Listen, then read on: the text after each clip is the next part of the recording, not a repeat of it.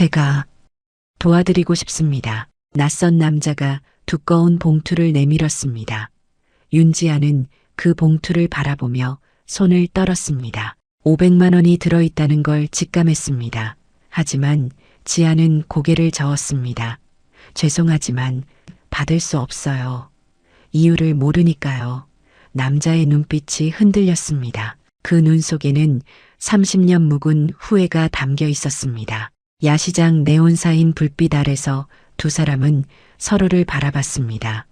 아직 서로가 누군지 모른 채로 하지만 운명은 이미 이들을 연결하고 있었습니다. 오른손 약지에 낀 작은 은반지 하나가 30년 전 진실을 품고 있었습니다. 그 전에 잠깐 이 영상이 마음에 드셨다면 구독과 좋아요 부탁드리며 지금 어디에서 시청하고 계신지 댓글로 남겨주세요. 여러분의 이야기도 듣고 싶습니다. 그럼 지금부터 시작되는 이야기 속으로 함께 들어가 볼까요? 밤 10시 서울의 한 야시장 골목에는 사람들이 붐볐습니다. 퇴근길 직장인들과 데이트를 즐기는 연인들, 그리고 저녁장을 보러 나온 주민들이 좁은 골목을 가득 메웠습니다. 형광등과 네온사인 불빛이 뒤섞여 밤거리를 환하게 비췄습니다. 떡볶이 냄새, 튀김 냄새, 호떡 굽는 달콤한 냄새가 공기를 채웠습니다. 윤지아는 호떡 이동수레 앞에 서서 반죽을 부지런히 뒤집었습니다. 32살의 지아는 야윈 얼굴이었지만 눈빛만큼은 또렷했습니다. 머리는 단정하게 묶었고 앞치마는 밀가루 가루로 하얗게 물들어 있었습니다. 손님이 다가오면 억지로라도 미소를 지었습니다. 호떡 한 개에 2,000원입니다. 방금 구운 거예요. 지아의 목소리는 피곤했지만 친절했습니다. 오른손으로 호떡을 뒤집을 때마다 약지에 낀 은반지가 불빛을 받아 반짝였습니다. 작은 은반지였습니다. 어릴 적부터 끼고 있던 반지였습니다. 지아는 그 반지를 한 번도 빼본 적이 없었습니다. 엄마가 살아계실 때 물어본 적이 있었습니다. 엄마, 이 반지 누가 준 거예요? 엄마는 잠시 멈칫하더니 대답했습니다. 내가 어릴 때부터 끼고 있던 거야. 내가 좋아해서 계속 차고 있는 거지. 그게 전부였습니다. 지아는 더 이상 묻지 않았습니다. 아줌마, 호떡 2개 주세요. 중년 여성이 다가왔습니다. 지아는 막 구운 호떡 2개를 비닐봉지에 담아 건넸습니다. 4,000원입니다. 여성이 5,000원을 내밀었고 지아는 1,000원을 거슬러 줬습니다. 맛있게 드세요. 여성이 떠나가고 지아는 다시 반죽을 올렸습니다. 그때였습니다. 골목 입구 쪽에서 확성기 소리가 들렸습니다. 영업허가 점검입니다. 모든 노점상 분들은 영업허가증 준비해 주시기 바랍니다. 보건소 위생점검반이었습니다. 초록색 조끼를 입은 공무원 3명이 골목 안으로 들어왔습니다. 야시장 상인들이 웅성거렸습니다. 지아는 가스통 밸브를 잠그려다 멈췄습니다. 오늘 장사를 여기서 끝내면 목표 금액에 한참 못 미칩니다. 하지만 적발되면 과태료가 나옵니다. 저기요, 영업허가증 있으세요? 공무원 한 명이 지아에게 다가왔습니다. 남자는 서류판을 들고 있었고 표정은 무표정했습니다. 지아는 고개를 숙였습니다. 죄송합니다. 준비 중인데요. 말이 준비 중이지 사실 허가증을 받을 여력이 없었습니다. 보증금도 필요하고 서류도 복잡했습니다. 무엇보다 시간이 없었습니다. 공무원이 말했습니다. 그럼 지금 당장 철수하셔야 합니다. 무허가 영업은 적발 시 과태료 50만 원입니다. 지아는 숨이 턱 막혔습니다. 50만 원. 그 돈이면 태민이 약값 일주일치였습니다. 지아는 입술을 깨물었습니다. 잠깐만요. 옆에서 목소리가 끼어들었습니다. 장혜진이었습니다. 45살의 혜진은 떡볶이 포장마차를 운영하는 야시장의 터줏대감이었습니다.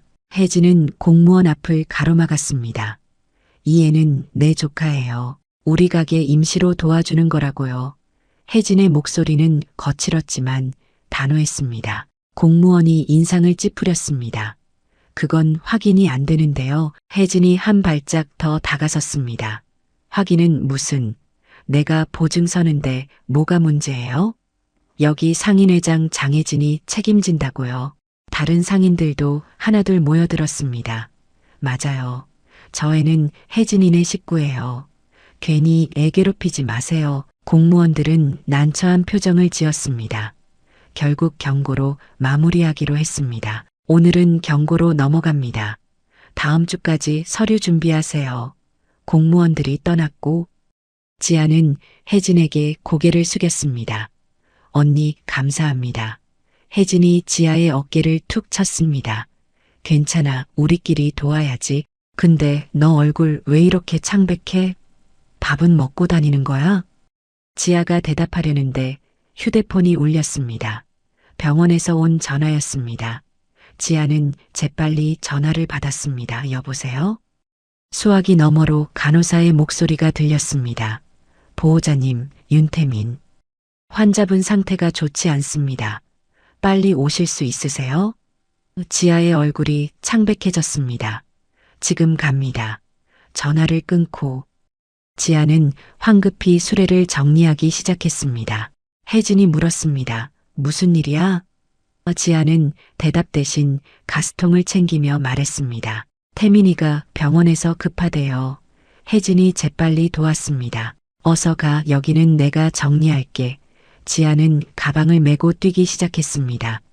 야시장 골목을 빠져나가 큰 길로 나왔습니다. 택시를 잡으려 손을 들었지만 잡히지 않았습니다. 밤 10시가 넘은 시간이라 택시가 많지 않았습니다. 지아는 버스 정류장으로 뛰었습니다. 다행히 병원 가는 버스가 곧 온다는 안내가 떴습니다. 지아는 숨을 헐떡이며 기다렸습니다. 그때 누군가 지아를 지켜보고 있었습니다.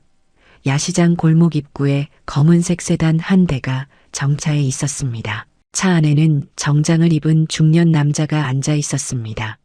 최인호였습니다. 63살의 인호는 차창 너머로 지아가 뛰어가는 모습을 지켜봤습니다. 인호의 눈빛은 복잡했습니다. 슬픔과 그리움과 후회가 뒤섞여 있었습니다. 조수석에 앉은 이 실장이 물었습니다. 회장님, 오늘은 접근하지 않으십니까? 인호는 고개를 저었습니다. 아직은 때가 아닙니다. 인호는 주머니에서 오래된 사진 한 장을 꺼냈습니다. 색이 바랜 사진이었습니다. 사진 속에는 갓난아기가 있었고 아기의 작은 손가락에는 은반지가 끼워져 있었습니다. 인호는 사진을 쓰다듬었습니다. 30년을 기다렸습니다. 조금 더 기다릴 수 있습니다. 버스가 도착했고 지아는 버스에 올랐습니다. 버스가 출발하자 검은 세단도 조용히 뒤따라 움직였습니다. 인호는 멀찍이 떨어져서 지아가 탄 버스를 따라갔습니다. 병원까지 가는 20분 동안 인호는 계속 뒤에서 따라갔습니다. 도착하지도 내리지도 않았습니다. 그저 지켜볼 뿐이었습니다. 병원에 도착한 지아는 중환자실로 뛰어갔습니다. 복도 끝 유리창 너머로 태민이 보였습니다. 19살. 남동생은 산소 마스크를 쓴 채 침대에 누워 있었습니다. 지아는 유리창에 손을 댔습니다. 간호사가 나왔습니다. 보호자님, 혈소판 수치가 급격히 떨어졌어요. 수혈이 필요한데. 혈액 보관 비용이 밀려 있어서요. 지아는 숨이 막혔습니다. 얼마나 필요한데요? 간호사가 서류를 내밀었습니다. 당장 30만 원은 입금하셔야 수혈을 진행할 수 있습니다. 지아는 가방을 뒤졌습니다. 지갑을 꺼내 확인했습니다. 오늘 야시장에서 번 돈이 8만 원이었습니다. 통장 잔고는 15만 원, 합쳐도 23만 원이었습니다. 7만 원이 부족했습니다. 지아는 떨리는 손으로 휴대폰을 꺼냈습니다. 혜진에게 전화를 걸었습니다. 언니, 저 죄송한데 7만 원만 빌려줄 수 있어요? 혜진의 대답은 빨랐습니다. 당연하지. 지금 보낼게. 10분 후 휴대폰에 입금 알림이 왔습니다. 지아는 원무가로 달려가 돈을 입금했습니다. 수혈이 시작됐습니다. 지아는 중환자실 앞 의자에 주저앉았습니다. 온몸에서 힘이 빠졌습니다. 이렇게 매번 빌리며 살 수는 없었습니다. 근본적인 해결이 필요했습니다.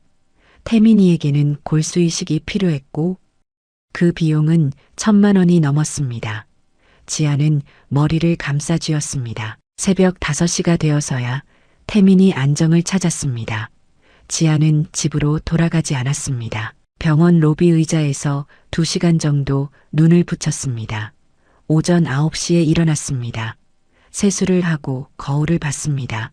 눈밑이 퀭했고 얼굴은 헬쑥했습니다. 하지만 지금 외모를 신경 쓸 여유가 없었습니다. 지아는 결심했습니다. 오늘은 옛 회사를 찾아가기로 했습니다. 석 달 전 부당하게 해고당한 그 회사였습니다. 중견 제약회사였습니다.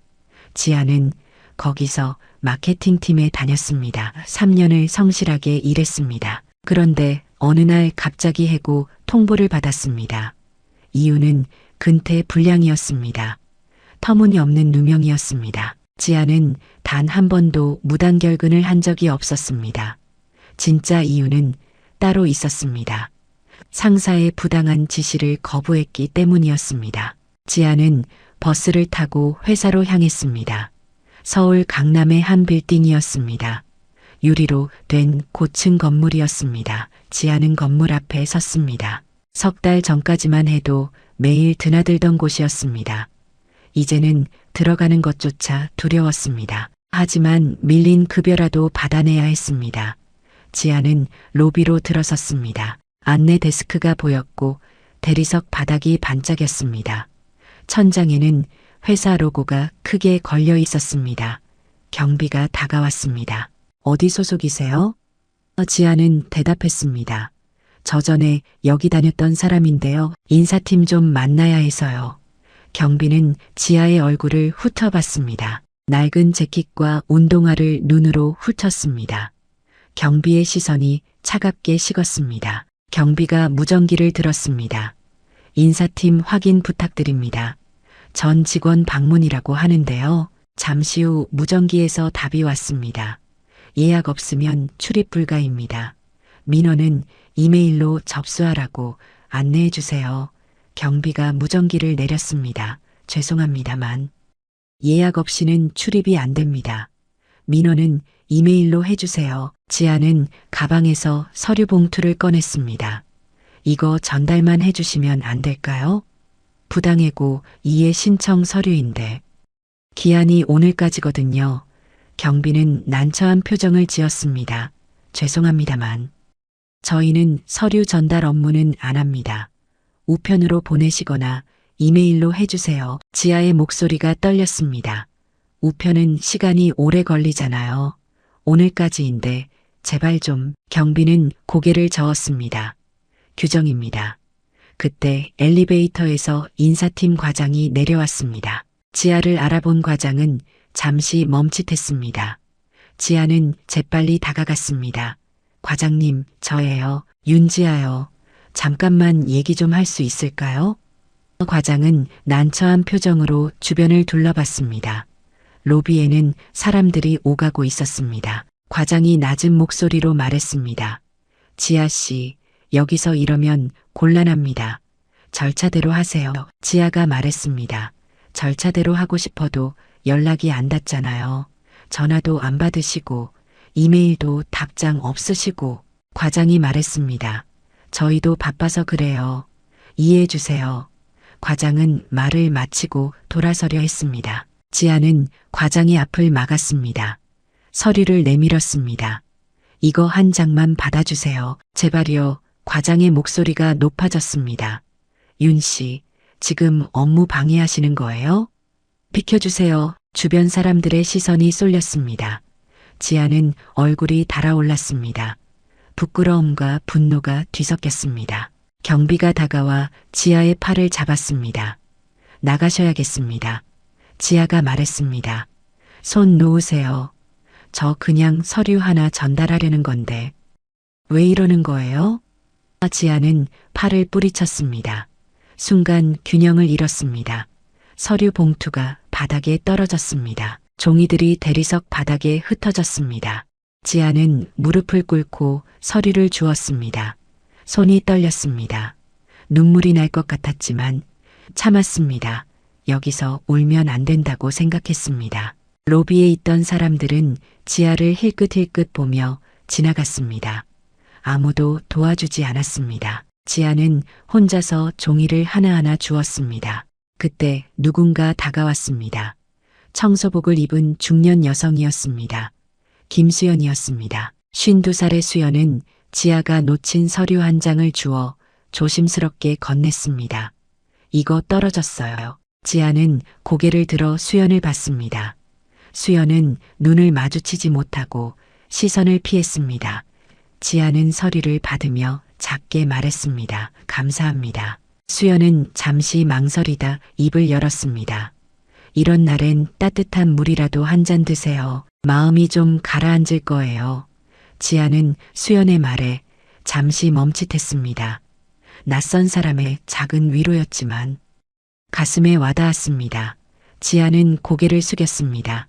괜찮아요. 전 괜찮습니다. 수연은 더 이상 말하지 않았습니다. 청소 카트를 밀며 자리를 떠났습니다. 지아는 서류를 다 주워 봉투에 넣었습니다.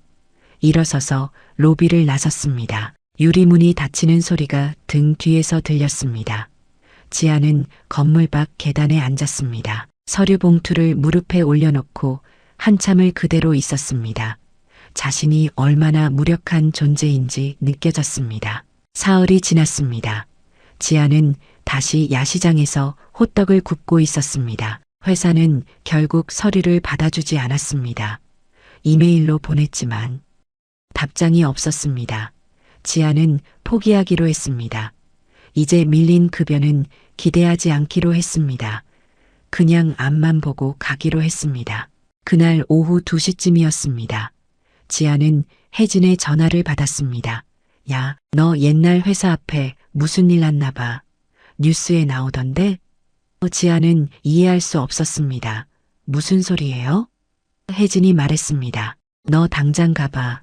회사 앞에 BMW가 7대나 줄지어 섰대. 지아는 버스를 타고 회사로 향했습니다. 회사 앞 도로에 도착했을 때 지아는 숨이 막혔습니다.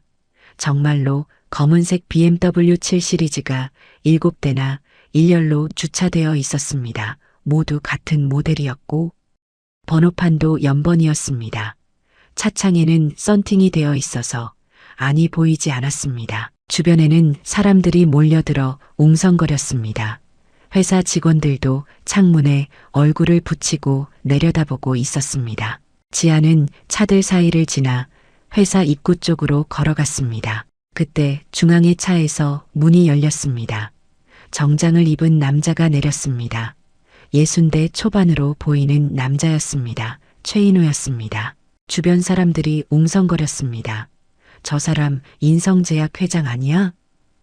최인호 회장 맞네, 여기. 왜 온 거야? 지아는 유리문 너머로 그 남자를 봤습니다. 낯익었습니다. 며칠째. 야시장에서 호떡을 사가던 그 손님이었습니다. 지아는 숨이 멎는 듯 했습니다. 인호가 로비로 들어왔습니다. 뒤따라 비서 한 명이 왔습니다. 이 실장이었습니다. 인사팀 직원들이 급히 내려왔습니다. 과장, 부장, 임원까지 전부 나왔습니다. 며칠 전 지아를 내쫓았던 바로 그 사람들이었습니다. 인사팀 부장이 허리를 구부리며 다가왔습니다. 회장님, 무슨 일로 오셨는지. 인호는 손을 들어 말을 끊었습니다. 로비를 천천히 둘러봤습니다. 시선이 지아에게 닿았습니다. 지아는 뒷걸음질 쳤습니다. 도망치고 싶었습니다. 하지만 다리가 굳어서 움직이지 않았습니다. 인사팀 부장이 재빨리 말했습니다. 혹시 윤지아 씨 건 때문이시라면 저희가 검토를 다시 해보겠습니다. 해고 철회도 가능합니다. 인호는 인사팀 부장을 봤습니다. 눈빛이 차갑게 식었습니다. 윤지아 씨 건 이대로 끝내지 않겠습니다. 목소리는 낮았지만 단호했습니다. 로비 공기가 얼어붙었습니다. 인사팀 직원들은 얼굴이 새하얘졌습니다. 인호는 더 이상 말하지 않았습니다. 돌아서서 로비를 나갔습니다. 이 실장이 뒤따랐습니다. 지아는 그 모습을 멍하니 바라봤습니다. 무슨 일이 벌어진 건지 이해할 수 없었습니다. 저 사람은 왜 나를 위해 여기 온 건지, 나를 아는 사람인지, 아니면 다른 이유가 있는 건지, 지아의 머릿속은 혼란스러웠습니다. 지아는 병원으로 돌아왔습니다. 태민이 있는 병실로 향했습니다. 복도를 걷는데 담당이가 다가왔습니다. 보호자님, 잠깐 상담 좀 하시죠. 의사는 지아를 상담실로 안내했습니다. 책상을 사이에 두고 마주 앉았습니다. 의사가 서류를 펼쳤습니다. 윤태민 환자분 상태가 계속 악화되고 있습니다. 항암 치료만으로는 한계가 있어요. 골수 이식을 더 이상 미룰 수 없습니다. 지아는 이미 알고 있었습니다. 몇 달 전부터 들어온 이야기였습니다. 하지만 비용 때문에 계속 미뤄왔습니다. 의사가 말을 이었습니다. 매칭되는 골수를 찾았습니다.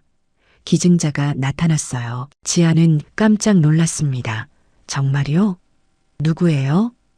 의사가 말했습니다. 익명 기증자입니다. 다만 수술 일정을 잡으려면 선납금이 필요합니다. 지아는 숨을 멈췄습니다. 얼마나 필요한데요? 의사가 서류를 내밀었습니다. 선납금 500만 원, 그리고 수술 전체 비용은 1200만 원 정도 예상됩니다. 지아는 서류를 받아들고 숫자를 바라봤습니다. 500만 원, 1200만 원, 상상할 수 없는 금액이었습니다. 지아의 통장에는 지금 15만 원이 있었습니다. 야시장에서 하루 평균 10만 원을 벌었습니다. 한 달이면 300만 원, 500만 원을 모으려면 2달이 걸렸습니다. 하지만 의사는 말했습니다. 가능하면 이번 주 안으로 입금해 주셔야 합니다. 기증자분 일정도 있고 환자 상태도 더 미룰 수 없어서요. 지아는 고개를 끄덕였습니다. 알겠습니다. 준비해 올게요. 상담실을 나와 복도를 걸었습니다. 다리에 힘이 없었습니다. 벽에 기대섰습니다. 어디서 500만 원을 구하죠? 은행 대출은 이미 한개까지 받았습니다. 신용카드도 막혔습니다. 친구들에게 빌릴 수도 없었습니다. 이미 여기저기 빌린 돈이 100만 원이 넘었습니다. 지아는 태민이 병실로 들어갔습니다. 태민은 침대에 기대 앉아 책을 읽고 있었습니다. 지아를 보자 미소를 지었습니다. 누나 왔어? 오늘은 일찍 왔네. 지아는 억지로 웃었습니다. 응, 오늘 장사 일찍 끝났어. 태민이 물었습니다. 누나, 얼굴 왜 그래? 무슨 일 있어? 지아는 고개를 저었습니다. 아니야, 아무 일 없어. 태민은 지아를 빤히 봤습니다. 누나, 나 때문에 힘들지? 미안해. 지아는 태민의 손을 꼭 잡았습니다. 무슨 소리야. 넌 아무 잘못 없어. 곧 다 좋아질 거야. 태민은 고개를 끄덕였지만 눈빛은 불안했습니다. 지아는 1시간 정도 태민과 함께 있다가 병실을 나왔습니다. 복도를 걷는데 누군가 다가왔습니다. 김수연이었습니다. 며칠 전 회사 로비에서 봤던 청소 직원이었습니다. 지아는 놀라서 멈춰 섰습니다. 안녕하세요. 여기는 어떻게? 수연이 말했습니다. 저 여기서 자원봉사해요.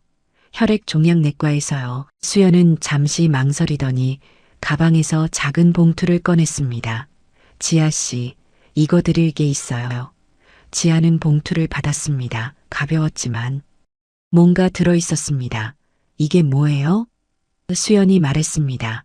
열어보세요. 지아는 봉투를 열었습니다. 안에는 오래된 사진 한 장이 들어 있었습니다. 색이 바랜 폴라로이드 사진이었습니다. 사진 속에는 갓난아기가 있었습니다. 아기는 하얀 포대기에 쌓여 있었고 작은 손가락이 밖으로 나와 있었습니다.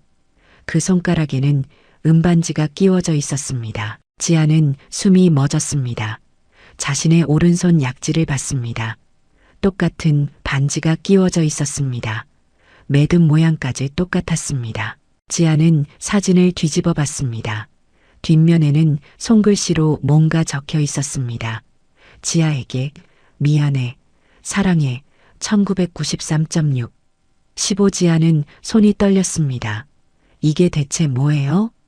이 사진이 저랑 무슨 상관이 있는 건데요? 수연은 눈을 피했습니다. 지금은 설명하기 어려워요. 하지만 지아 씨가 알아야 할 것들이 있어요. 지아가 물었습니다. 누가 준 거예요? 왜 제게 이걸 주는 거죠? 수연은 한참을 망설이다 말했습니다. 저는 30년 전에 지아 씨 어머님과 같은 회사에서 일했어요. 지아 씨 어머님 윤미선 씨, 그분이 지아 씨를 임신했을 때부터 알았습니다. 지아는 더욱 혼란스러웠습니다. 엄마를 아세요? 그럼 왜 이제야 나타나시는 거예요? 수연이 말했습니다. 때가 되면 다 알게 될 거예요. 지금은 이것만 기억하세요. 지아 씨는 혼자가 아니었어요. 누군가 계속 지켜봐 왔습니다. 수연은 더 이상 말하지 않았습니다. 돌아서서 복도를 걸어갔습니다. 지아는 수연의 뒷모습을 바라봤습니다. 이해할 수 없었습니다. 지아는 사진을 다시 봤습니다. 갓난아기의 얼굴을 자세히 들여다봤습니다. 눈 모양, 코 모양, 낯설지 않았습니다. 거울 속 내 얼굴과 닮았습니다. 지아는 사진을 봉투에 넣어 가방에 넣었습니다. 지금은 생각할 시간이 없었습니다. 500만 원을 구하는 게 급했습니다. 병원을 나와 야시장으로 향했습니다. 밤 10시가 되어 호떡 수레를 폈습니다. 손님들이 오기 시작했습니다. 지아는 반죽을 부지런히 뒤집었습니다. 호떡 하나에 2,000원, 500만 원을 벌려면 2,500개를 팔아야 했습니다. 불가능한 숫자였습니다. 1시간쯤 지났을까요? 낯익은 손님이 다가왔습니다. 최인호였습니다. 며칠째 같은 시간에 오는 손님이었습니다. 아니, 이제는 손님이 아니라는 걸 알았습니다. 회사 앞에 BMW 7대를 세웠던 그 사람이었습니다. 인호가 말했습니다. 호떡 하나 주세요. 지아는 호떡을 담았습니다. 인호에게 건넸습니다. 인호는 돈을 건네는 대신 주머니에서 봉투를 꺼냈습니다. 두꺼운 봉투였습니다. 이걸 받아주셨으면 합니다. 지아는 봉투를 보고 직감했습니다. 돈이 들어있다는 걸, 많은 돈이 들어있다는 걸. 지아는 고개를 저었습니다. 받을 수 없어요. 인호가 말했습니다. 태민 씨 수술비라고 들었습니다. 제가 도와드리고 싶습니다. 지아는 놀랐습니다. 어떻게 태민이를 아세요? 도대체 누구세요? 인호는 대답하지 못했습니다. 한참을 망설이다 말했습니다. 지금은 설명하기 어렵습니다. 하지만 제게는 도와야 할 이유가 있습니다. 지아가 말했습니다. 죄송하지만 받을 수 없어요. 이유를 모르니까요. 지아의 목소리는 떨렸지만 단호했습니다. 당신이 누군지도 모르고 왜 도와주려는지도 모르는데 어떻게 받을 수 있어요? 이건 그냥 돈이 아니잖아요. 받으면 저는 평생 빚진 사람이 되는 거예요. 인호는 봉투를 도로 넣었습니다. 알겠습니다. 너무 급하게 다가간 것 같습니다. 인호는 호떡 값을 내고 돌아섰습니다. 몇 걸음 가다가 멈췄습니다. 뒤돌아보지 않고 말했습니다. 언젠가 말씀드리겠습니다. 제가 누군지, 왜 도와드리고 싶은지. 인호는 다시 걸어갔습니다. 지아는 인호의 뒷모습을 봤습니다. 그 뒷모습이 외로워 보였습니다. 슬퍼 보였습니다. 지아는 가슴 한쪽이 아팠습니다. 왜 아픈지 알 수 없었습니다. 혜진이 다가왔습니다. 저 사람 또 왔네? 뭐라고 하던데? 지아가 말했습니다. 도와주겠대요. 돈을 주겠대요. 혜진이 물었습니다. 받았어? 지아는 고개를 저었습니다. 거절했어요. 혜진이 한숨을 쉬었습니다.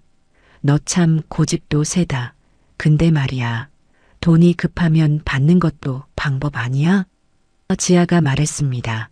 이유도 모르는데 어떻게 받아요?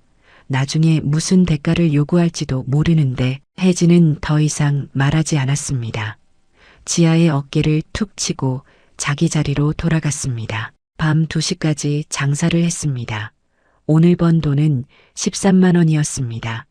500만 원까지는 아직 멀었습니다. 지아는 수레를 정리하고 집으로 향했습니다. 걸으면서 생각했습니다. 저 사람은 대체 누구일까요? 왜 나를 도우려 할까요? 회사 로비에서 서류 주어줬던 김수연 씨와도 아는 사이인 걸까요? 그 오래된 사진은 대체 뭘까요? 지아는 가방에서 사진을 꺼내 다시 봤습니다. 가로등 불빛 아래서 사진을 들여다봤습니다. 갓난아기의 손가락에 낀 은반지, 자신의 손가락에 낀 은반지, 너무나 똑같았습니다. 우연일 리 없었습니다. 뭔가 숨겨진 이야기가 있었습니다. 지아는 사진을 다시 봉투에 넣었습니다. 답은 나중에 찾기로 했습니다. 지금은 태민이가 먼저였습니다. 이틀이 지났습니다. 지아는 여전히 500만 원을 구하지 못했습니다. 은행 대출 상담을 받았지만 거절당했습니다. 신용등급이 너무 낮습니다. 대출이 불가능합니다. 상담원의 말은 차가웠습니다. 지아는 신용카드 현금 서비스도 알아봤지만 한도가 막혀 있었습니다. 친구들에게 연락해봤지만 모두 어려운 상황이었습니다. 그날 새벽 4시였습니다. 지아는 야시장 장사를 마치고 집으로 돌아가던 중이었습니다. 휴대폰이 울렸습니다. 병원에서 온 전화였습니다. 지아는 불길한 예감에 재빨리 전화를 받았습니다. 여보세요? 간호사의 다급한 목소리가 들렸습니다. 보호자님, 윤태민 환자 상태가 급격히 악화됐습니다. 지금 당장 오실 수 있으세요? 지아는 택시를 잡아 병원으로 달려갔습니다. 중환자실 앞에 도착했을 때 담당이가 나와 있었습니다. 의사의 표정이 심각했습니다. 보호자님, 환자분. 백혈구 수치가 위험 수준까지 떨어졌습니다. 감염으로 인한 폐혈증 위험이 있어요. 지아는 다리에 힘이 풀렸습니다. 그럼 어떻게 해야 하는데요? 의사가 말했습니다. 당장 골수이식을 진행해야 합니다. 더 미루면 2주일 안에 위험합니다. 2주일, 지아는 숨이 막혔습니다. 수술비는요? 선납금 500만 원은 아직 준비 못했는데요. 의사가 난처한 표정을 지었습니다. 최대한 빨리 준비해 주셔야 합니다. 시간이 없습니다. 지아는 중환자실 유리창 너머로 태민을 봤습니다. 산소 마스크를 쓴 태민의 얼굴은 창백했습니다. 눈은 감겨 있었고 가슴만 가까스로 오르내렸습니다. 지아는 유리창에 손을 댔습니다. 눈물이 흘렀습니다. 태민아, 미안해. 누나가 무능해서 미안해. 복도 의자에 앉아 고개를 감싸 쥐었습니다. 어디서 500만 원을 구하죠? 이틀 안에 어떻게 구하죠? 지아는 휴대폰을 꺼냈습니다. 연락처를 하나하나 살펴봤습니다. 빌릴 수 있는 사람이 있을까요? 혜진 언니는 이미 도와줬습니다. 더 이상 부담 줄 수 없었습니다. 대학 동기들도 다들 형편이 어려웠습니다. 그때 혜진에게서 전화가 왔습니다. 야, 지아야. 내가 야시장 상인들한테 얘기했어. 다들 조금씩 모아줬어. 지아는 눈물이 났습니다. 언니 혜진이 말했습니다. 지금 은행 앞에서 기다려. 내가 갈게. 1시간 후 혜진이 병원에 도착했습니다. 손에는 봉투가 들려 있었습니다. 혜진이 봉투를 건넸습니다. 300만 원 모았어. 야시장 상인들이 10만 원씩, 20만 원씩 모아준 거야. 지아는 봉투를 받으며 울었습니다. 언니 감사합니다. 정말 감사합니다. 혜진이 지아의 어깨를 두드렸습니다. 울지 마. 우리끼리 도와야지. 근데 아직 200만 원이 부족하네. 어떡하지? 지아는 고개를 저었습니다. 모르겠어요. 정말 모르겠어요. 혜진이 조심스럽게 말했습니다. 저 회장 있잖아. 그 사람한테 부탁해 볼래? 너 도와주고 싶어 하잖아. 지아는 입술을 깨물었습니다. 그 사람 연락처도 없어요. 어떻게 연락해요? 혜진이 말했습니다. 야시장에 또 올 거 아냐? 기다려봐. 그날 밤 10시였습니다. 지아는 야시장에 나갔습니다.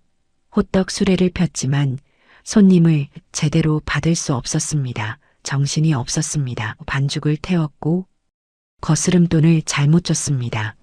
계속 입구 쪽을 바라봤습니다. 최인호가 올까요? 오늘도 올까요? 11시가 지났습니다. 인호는 나타나지 않았습니다. 지아는 절망했습니다. 이제 방법이 없었습니다.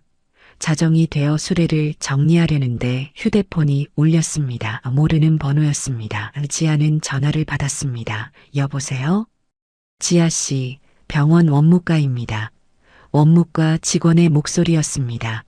지아는 긴장했습니다. 또 독촉 전화인가 싶었습니다. 그런데 직원이 말했습니다. 윤태민 환자 수술비 관련해서 연락드립니다. 익명의 후원자분이 전액 입금하셨습니다. 지아는 귀를 의심했습니다. 네. 뭐라고요? 원무과 직원이 다시 말했습니다. 선납금 500만 원뿐만 아니라 수술 전체 비용 1200만 원 전액이 입금됐습니다. 익명 처리 요청이 있으셔서 후원자분 성함은 알려드릴 수 없습니다. 지아는 손이 떨렸습니다. 정말요? 정말 입금된 거예요? 직원이 확인해 줬습니다. 네, 확인됐습니다. 내일 오전 수술 일정 잡으시면 됩니다. 전화를 끊고 지아는 그 자리에 주저앉았습니다. 1200만 원. 누가 그런 돈을 익명으로 보냈을까요? 지아는 알았습니다. 최인호였습니다. 분명 그 사람이었습니다. 지아는 눈물이 쏟아졌습니다. 거절했는데, 받지 않겠다고 했는데 그 사람은 조용히 도와줬습니다. 지아는 수레를 정리하고 야시장 입구로 걸어갔습니다. 큰 길에 나왔습니다. 멀리 검은색 세단 한 대가 서 있었습니다. 차창이 내려가 있었습니다. 안에는 최인호가 앉아 있었습니다. 인호는 지아를 보고 있었습니다. 지아는 천천히 차 쪽으로 걸어갔습니다. 인호는 차에서 내렸습니다. 두 사람은 가로등 불빛 아래서 마주 섰습니다. 지아는 눈물을 닦지 않았습니다. 그냥 흐르는 대로 두었습니다. 지아는 고개를 깊이 숙여 인사했습니다. 말이 나오지 않았습니다. 그저 고개를 숙인 채로 서 있었습니다. 인호도 말하지 않았습니다. 지아의 인사를 받았습니다. 한참을 그렇게 서 있었습니다. 지아는 고개를 들었습니다. 눈물 범벅인 얼굴로 인호를 봤습니다. 감사합니다. 겨우 그 말만 했습니다. 인호는 고개를 끄덕였습니다. 손을 들어 작게 흔들었습니다. 그리고 차에 올랐습니다. 차가 천천히 출발했습니다. 지아는 차가 사라질 때까지 그 자리에 섰습니다. 가로등 불빛 아래서 혼자 울었습니다. 고마움과 미안함과 혼란이 뒤섞였습니다. 저 사람은 대체 누구일까요? 왜 나를 이렇게까지 도와주는 걸까요? 단순히 착한 사람이라서? 아니면 다른 이유가 있는 걸까요? 지아는 자신의 오른손 약지를 봤습니다. 은반지가 가로등 불빛을 받아 반짝였습니다. 그 오래된 사진이 떠올랐습니다. 갓난아기의 손가락에 낀 똑같은 반지, 뭔가 연결되어 있었습니다. 모든 게 우연이 아니었습니다. 지아는 알아야 했습니다. 진실을 알아야 했습니다. 사흘 후였습니다. 윤태민의 골수이식 수술이 진행됐습니다. 6시간에 걸친 수술이었습니다. 지아는 수술실 밖 복도에서 기다렸습니다. 혜진도 함께 와서 곁을 지켰습니다. 괜찮을 거야. 태민이 강한 애잖아. 혜진이 위로했지만 지아는 불안했습니다. 수술등이 꺼졌습니다. 의사가 나왔습니다. 마스크를 벗으며 말했습니다. 수술은 성공적이었습니다. 골수 이식이 잘 진행됐고 거부 반응도 없습니다. 지아는 숨을 내쉬었습니다. 다리에서 힘이 빠져 주저앉을 뻔했습니다. 혜진이 지아를 붙잡았습니다. 의사가 말을 이었습니다. 하지만 일주일 전도는 중환자실에서 경과를 지켜봐야 합니다. 감염 예방이 가장 중요합니다. 태민은 중환자실로 옮겨졌습니다. 지아는 유리창 너머로 태민을 봤습니다. 여러 기계에 연결되어 있었지만 가슴이 규칙적으로 오르내렸습니다. 살아 있었습니다. 수술을 견뎌냈습니다. 지아는 유리창에 이마를 대고 눈을 감았습니다. 고마워. 태민아, 버텨줘서 고마워. 이틀이 지났습니다. 태민의 상태는 안정적이었습니다. 중환자실에서 일반 병실로 옮겼습니다. 지아는 태민의 병실을 지켰습니다. 태민은 아직 의식어 또렷하지 않았지만 눈을 뜨고 지아를 알아봤습니다. 누나, 태민의 목소리는 약했지만 분명했습니다. 지아는 눈물을 흘리며 태민의 손을 잡았습니다. 응, 누나 여기 있어. 그날 오후였습니다. 김수연이 병실에 찾아왔습니다. 손에는 큰 봉투가 들려 있었습니다. 수연은 지아를 복도로 불렀습니다. 지아 씨 드릴 게 있어요. 지아는 봉투를 받았습니다. 무거웠습니다. 이게 뭐예요? 수연이 말했습니다. 열어보세요. 지아 씨가 알아야 할 것들입니다. 지아는 봉투를 열었습니다. 안에는 여러 장의 서류가 들어 있었습니다. 제일 위에 있는 건 검사 결과지였습니다. 지아는 제목을 읽었습니다. DNA 친자 확인 검사 결과. 지아의 손이 떨렸습니다. 계속 읽었습니다. 피검사자 1 최인호, 피검사자 2 윤지아, 친자 확률 99.99%. 지아는 서류를 떨어뜨릴 뻔했습니다. 다시 읽었습니다. 제대로 읽은 게 맞는지 확인했습니다. 최인호와 윤지아 친자 확률 99.99%. 이게 무슨 의미죠? 최인호가 내 아버지라는 건가요? 지아는 수연을 봤습니다. 이게 무슨 뜻이에요? 이게 진짜예요? 수연은 고개를 끄덕였습니다. 계속 보세요. 편지가 있을 겁니다. 지아는 다음 서류를 꺼냈습니다. 편지였습니다. 수연이 직접 쓴 편지였습니다. 지아는 손이 떨렸지만 펼쳤습니다. 편지는 여러 장이었습니다. 수연의 손글씨로 빼곡하게 적혀 있었습니다.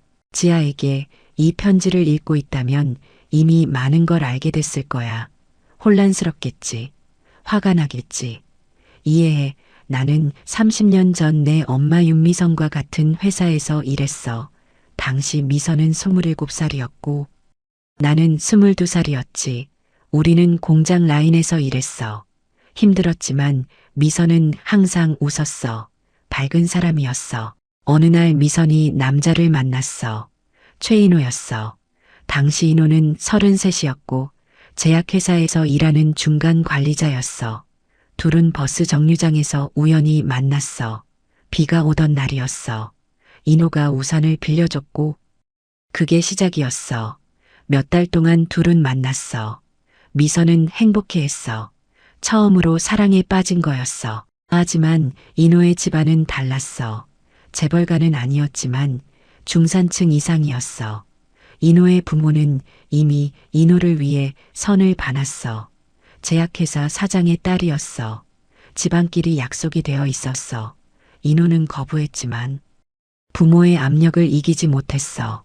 결국 인호는 그 여자와 결혼하기로 했어. 미선에게 말했을 때 미선은 이미 임신 석 달이었어. 1993년 3월이었어.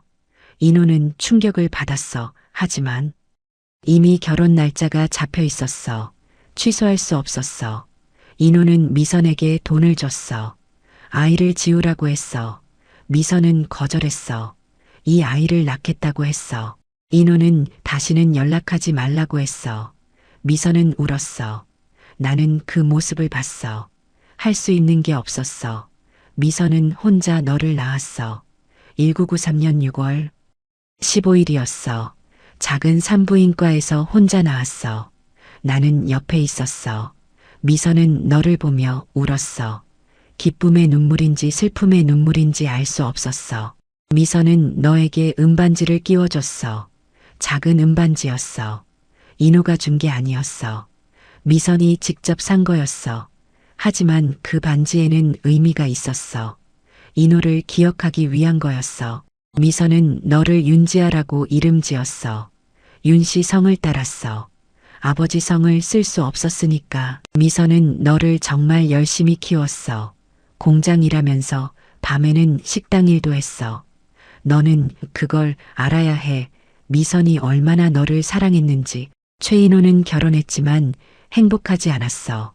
아이도 없었어. 평생 미선과 너를 찾았어. 사람을 고용해서 찾았어. 하지만 미선은 이름을 바꾸고 다른 도시로 갔어. 찾을 수 없었어.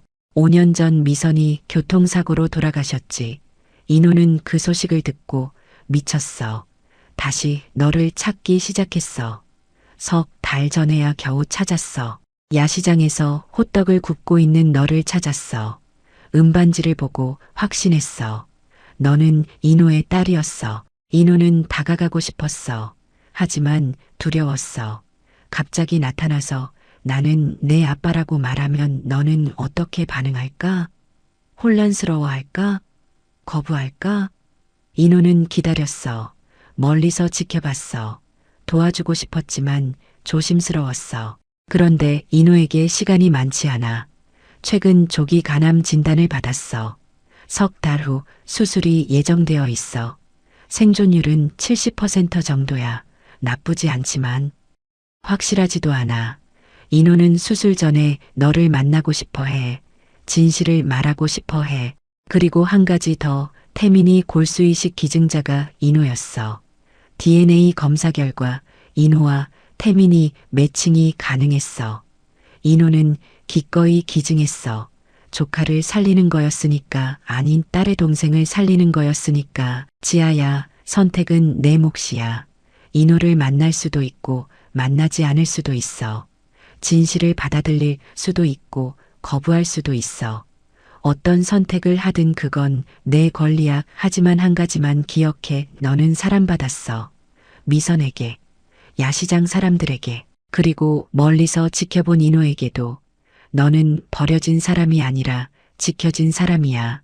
김수연. 지아는 편지를 다 읽었습니다. 눈물이 멈추지 않았습니다. 수연은 지아의 어깨를 안았습니다. 지아는 수연의 품에서 소리내어 울었습니다. 32년 동안 몰랐던 진실, 32년 동안 숨겨졌던 이야기, 모든 게 한꺼번에 쏟아졌습니다. 지아는 오른손 약지의 반지를 빼냈습니다. 32년 만에 처음 뺀 반지였습니다. 반지를 들여다봤습니다. 작고 낡은 은반지였습니다. 지아는 혼잣말을 했습니다. 이게 아빠가 아니라 엄마가 준 거였구나. 아빠를 기억하기 위해서 지아는 반지를 다시 끼웠습니다. 이제는 의미가 달라졌습니다. 수연이 물었습니다. 괜찮니? 지아는 고개를 끄덕였습니다. 거짓말이었습니다. 괜찮지 않았습니다. 하지만 이해하기 시작했습니다. 왜 최인호가 나타났는지, 왜 도와줬는지, 왜 조심스러웠는지 모든 게 이해됐습니다. 지아는 결심했습니다. 만나야겠어요. 그분을. 며칠이 지났습니다. 윤지아는 결심을 굳혔습니다. 최인호를 만나기로 했습니다. 하지만 인호를 찾아가는 게 아니라 야시장에서 기다리기로 했습니다. 인호가 다소 오면 그때 얘기하기로 했습니다. 지아는 수연에게 물었습니다. 그분 연락처 아세요? 수연이 말했습니다. 알지만 주지 않을 거예요. 인호 회장님이 원하는 건 지아 씨가 먼저 다가오는 거예요. 준비됐을 때 지아는 이해했습니다. 그래서 기다렸습니다. 태민은 계속 회복 중이었습니다. 일주일이 지나자 많이 좋아졌습니다. 얼굴에 혈색이 돌았고 목소리도 힘이 생겼습니다. 의사는 한 달 후면 퇴원 가능하다고 했습니다. 기적 같은 일이었습니다. 그날은 금요일 밤이었습니다. 지아는 야시장에 나왔습니다. 밤 10시에 호떡 수레를 폈습니다. 손님들이 왔습니다. 지아는 호떡을 구우면서 계속 입구 쪽을 바라봤습니다. 인호가 올까요? 오늘도 올까요? 1시간이 지났습니다. 나타나지 않았습니다. 2시간이 지났습니다. 여전히 보이지 않았습니다. 지아는 조금 실망했습니다. 혹시 더 이상 오지 않는 걸까요? 진실을 알았으니 더 이상 지켜볼 필요가 없다고 생각하는 걸까요? 지아는 고개를 저었습니다. 아니야, 그럴 리 없어. 그분은 그런 사람이 아니야. 왜 그렇게 확신하는지는 모르겠지만 지아는 믿었습니다. 자정이 가까워졌습니다. 지아는 수레를 정리하려고 했습니다. 그때였습니다.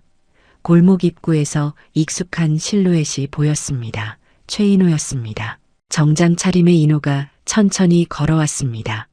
지아는 숨을 멈췄습니다. 손을 닦았습니다. 알치마를 매만졌습니다. 긴장됐습니다. 인호가 수레 앞에 섰습니다. 지아는 인호를 봤습니다. 인호도 지아를 봤습니다. 두 사람은 잠시 말없이 서로를 바라봤습니다. 지아가 먼저 입을 열었습니다. 앉으세요. 지아는 수레 옆에 놓인 간이 의자 하나를 꺼냈습니다. 인호에게 권했습니다. 인호는 의자에 앉았습니다. 지아도 반대편 의자에 앉았습니다. 두 사람 사이에는 호떡 틀이 있었습니다. 김이 모락모락 올라왔습니다. 야시장 네온사인 불빛이 두 사람을 비췄습니다. 주변은 시끄러웠지만 두 사람 사이는 고요했습니다. 지아가 말했습니다. 이제 알아요. 인호는 고개를 끄덕였습니다. 수연 씨가 말했습니까? 지아가 말했습니다. 편지 받았어요. DNA 검사 결과도 받고요. 인호는 눈을 감았습니다. 지아가 말을 이었습니다. 처음엔 믿기지 않았어요. 어떻게 이럴 수가 있나 싶었죠. 근데 계속 생각해봤어요. 모든 게 맞아떨어지더라고요. 지아는 자신의 오른손을 들어 올렸습니다. 약지의 은반지를 보여줬습니다. 이 반지 아빠가 준 게 아니라 엄마가 낀 거였죠? 저를 낳고 나서 아빠를 기억하기 위해서 인호는 고개를 끄덕였습니다. 목소리가 떨렸습니다. 제가 미선에게 준 반지는 따로 있었습니다. 하지만 미선은 그걸 팔아서 당신을 키웠을 겁니다. 그리고 새로 산 반지를 당신에게 끼워줬을 겁니다. 지아는 눈물이 났습니다. 엄마가 얼마나 힘들었을까요? 인호도 눈물을 참지 못했습니다. 제 잘못입니다. 제가 비겁했습니다. 제가 미선을 지키지 못했습니다. 인호의 목소리는 떨렸습니다. 30년 묵은 후회가 쏟아졌습니다. 매일 후회했습니다. 매일 찾았습니다. 하지만 찾을 수 없었습니다. 미선은 이름을 바꿨고 다른 도시로 갔습니다. 저는 무능했습니다. 지아는 인호를 봤습니다. 인호의 얼굴에는 주름이 깊게 패여 있었습니다. 눈가에는 세월의 흔적이 역력했습니다. 30년이 지났습니다. 33이었던 남자는 이제 63이 됐습니다. 27이었던 여자는 세상을 떠났습니다. 그 사이에 태어난 아이는 32살이 됐습니다. 지아가 말했습니다. 저한테 아빠는 없었어요. 인호는 고개를 숙였습니다. 지아가 말을 이었습니다. 윤시성도 그래서 쓰는 거고요. 호적에 아버지란이 비어 있었어요. 친구들이 물어볼 때마다 아빠는 일찍 돌아가셨다고 거짓말했어요. 엄마만 있었고 혜진 언니 같은 사람들이 있었어요. 지아는 잠시 말을 멈췄습니다. 숨을 고르고 계속했습니다. 근데요, 알고 싶어요. 왜 엄마를 떠났는지, 정말로 사랑했는지, 왜 이제야 나타났는지, 그리고 지아는 인호를 똑바로 봤습니다. 당신이 어떤 사람인지. 인호는 고개를 들었습니다. 지아를 봤습니다. 천천히 말씀드리겠습니다. 제가 겪은 일들을, 제가 후회한 것들을, 제가 당신을 찾은 과정을. 인호의 목소리는 진심이었습니다. 지아는 느낄 수 있었습니다. 이 사람은 거짓말하지 않는다는 걸. 지아가 말했습니다. 천천히 시간 두고 알아가고 싶어요. 당장 아빠라고 부를 수 있을진 모르겠어요. 솔직히 어색해요. 낯선 사람이에요. 근데 알고 싶어요. 관계를 만들어가고 싶어요. 인호는 눈물을 흘렸습니다. 63의 남자는 아이처럼 울었습니다. 고맙습니다. 기회를 줘서. 지아는 고개를 저었습니다. 기회를 주는 게 아니에요. 제가 알고 싶은 거예요. 제 뿌리가 뭔지, 제가 어디서 왔는지. 지아는 호떡 하나를 접시에 담았습니다. 인호에게 건넸습니다. 드세요. 방금 구운 거예요. 인호는 호떡을 받았습니다. 한 입 베어 물었습니다. 맛이 느껴지지 않았습니다. 눈물 때문이었습니다. 지아가 물었습니다. 태민이 골수 기증자가 당신이었죠? 인호는 고개를 끄덕였습니다. DNA 검사 결과 제가 매칭이 가능했습니다. 당연히 기증해야 한다고 생각했습니다. 지아는 눈물을 흘렸습니다. 감사합니다. 태민이를 살려주셔서. 인호가 말했습니다. 제 조카입니다. 당신의 동생입니다. 가족입니다. 지아는 그 말에 가슴이 뭉클했습니다. 가족, 그렇습니다. 피로 연결된 가족이었습니다. 하지만 지아는 알았습니다. 피보다 더 중요한 게 있다는 걸. 엄마와 함께한 32년 혜진 언니와 야시장 사람들이 베푼 따뜻함, 그게 진짜 가족이었습니다. 그리고 이제 여기에 새로운 사람이 추가되는 겁니다. 천천히 조심스럽게 인호가 말했습니다. 제 수술이 석 달 후입니다. 지아는 놀랐습니다. 수술이요? 인호가 설명했습니다. 조기 간암입니다. 생존율은 70% 정도입니다. 나쁘지 않습니다. 지아는 가슴이 철렁했습니다. 위험한 거 아니에요? 인호가 말했습니다. 괜찮습니다. 의사가 긍정적입니다. 지아는 인호의 손을 잡았습니다. 처음으로 아버지의 손을 잡았습니다. 손이 거칠었습니다. 세월의 흔적이 있었습니다. 꼭 성공하셔야 해요. 이제 시작인데 아직 할 이야기가 많은데 당신도 꼭 살아야 해요. 지아의 목소리는 간절했습니다. 인호는 지아의 손을 꼭 쥐었습니다. 약속합니다. 살아남겠습니다. 당신 곁에 있겠습니다. 두 사람은 한참을 그렇게 손을 잡고 있었습니다. 야시장 네온사인 불빛 아래서 호떡 김이 피어오르는 수레 앞에서 32년 만에 만난 아버지와 딸은 조용히 화해했습니다. 지아가 물었습니다. 다음에 또 오실 거죠? 인호는 웃었습니다. 물론입니다. 매일 오겠습니다. 지아도 웃었습니다. 그럼 돈은 제대로 내셔야 해요. 손님이니까. 인호가 지갑을 꺼냈습니다. 10,000원을 건넸습니다. 지아는 거스름 돈을 확실히 계산해서 돌려줬습니다. 인호는 그 거스름 돈을 받았습니다. 이제는 억지로 밀어주지 않았습니다. 정당한 거래였습니다. 인호가 일어섰습니다. 지아도 일어섰습니다. 인호가 말했습니다. 그럼 내일 또 오겠습니다. 지아는 고개를 끄덕였습니다. 네, 기다릴게요. 인호는 걸어갔습니다. 몇 걸음 가다가 뒤돌아봤습니다. 지아를 봤습니다. 지아도 인호를 봤습니다. 두 사람은 웃었습니다. 서로에게 손을 흔들었습니다. 인호가 사라지고 지아는 혼자 남았습니다. 수레를 정리하기 시작했습니다. 혜진이 다가왔습니다. 얘기 잘했어? 지아는 고개를 끄덕였습니다. 응, 시작했어. 혜진이 물었습니다. 기분이 어때? 지아는 미소를 지었습니다. 모르겠어. 복잡해. 근데 나쁘지 않아. 지아는 하늘을 올려다봤습니다. 서울 밤하늘은 별이 잘 보이지 않았습니다.